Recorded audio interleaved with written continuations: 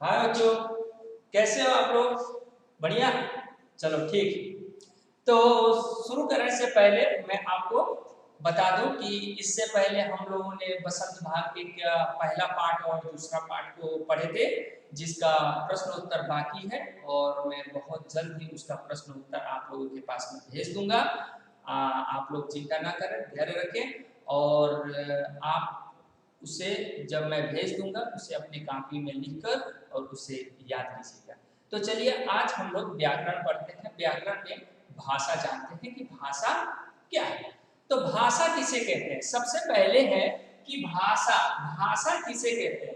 तो भाषा वो है कि मन के भाव तथा विचारों का आदान प्रदान करना ही भाषा कहलाता है। जैसे कि हम लोग एक दूसरे के सामने में अपने मन के भाव को किस तरह व्यक्त करते हैं, किस तरह प्रकट करते हैं, उसे हम लोग क्या कहते हैं?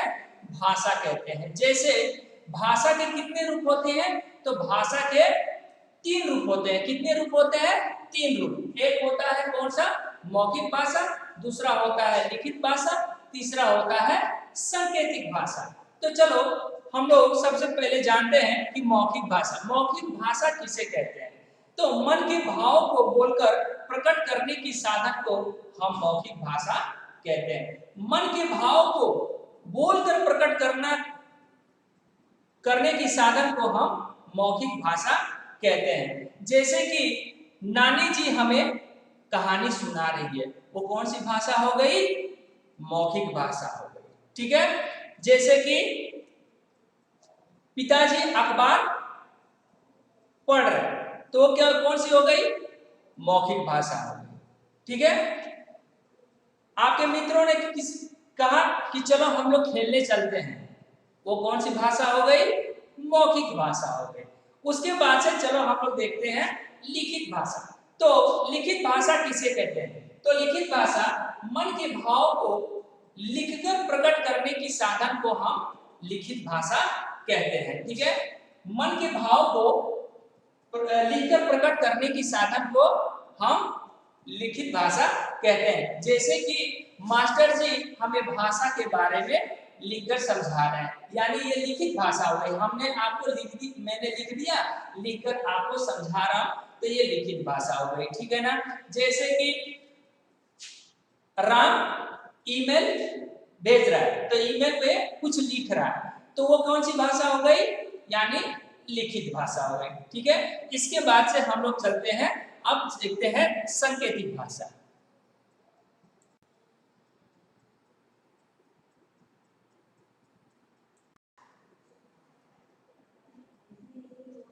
हाँ, तो अब देखते हैं सांकेतिक भाषा। तो सांकेतिक भाषा क्या है? इसके पहले हम लोग जाना कि भाषा किसे कहते हैं, भाषा के कितने भेद होते हैं। तो भाषा के तीन भेद होते हैं। कौन कौन सा? मौखिक भाषा, लिखित भाषा, सांकेतिक भाषा। तो मौखिक भाषा क्या है? मौखिक भाषा मन के भाव को बोलकर प्रकट करने की साधन को हम मौखिक भाषा कहते हैं, और लिखित भाषा मन के भाव को हम लिखकर प्रकट करने की साधन को लिखित भाषा कहते हैं। उसी तरह सांकेतिक भाषा, सांकेतिक भाषा किसे कहते हैं? कि मन के भाव को संकेत द्वारा प्रकट करने की साधन को हम सांकेतिक भाषा कहते हैं। और सांकेतिक भाषा का प्रयोग ज्यादातर कहाँ होता है?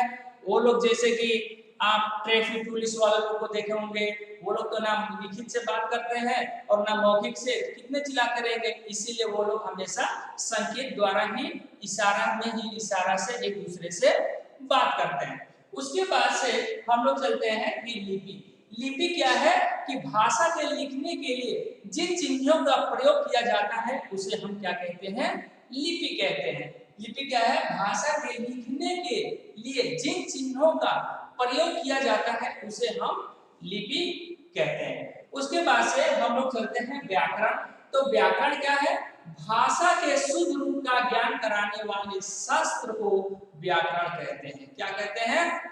व्याकरण क्या है? कि भाषा के शुद्ध रूप का ज्ञान कराने वाले शास्त्र को हम व्याकरण कहते हैं। अब इसे आप लोग अपने कॉपी में लिख लीजिएगा और लिखने के बाद से इसे ध्यानपूर्वक से पढ़िएगा, याद कीजिएगा।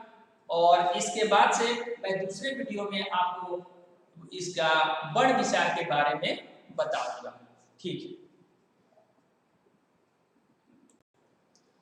और ये सब जितने आप लोग अपने कॉपी में लिखिएगा, मैं आज हो सके तो आपको प्रश्न ये बसंत भाग 1 का पार्ट 1, 2 का भी प्रश्न उत्तर आज ही भेज दूंगा, और आप लोग उसको अपने कॉपी में लिख के मेरे व्हाट्सएप नंबर पे आप लोग भेजिएगा, पर्सनली व्हाट्सएप नंबर पे, और मैं पुनः चेक करके आपको फिर वापस बता दूंगा कि हाँ कहाँ पे आपकी त्रुटि हुई है, कहाँ गलत सही है। ठीक है ना, किसकी सही है किसकी गलत है, कहाँ गलत है, वो मैं जांच करके बता भेज दूंगा आप लोग, और इसे आप लोग अपने कॉपी में लिख लीजिएगा।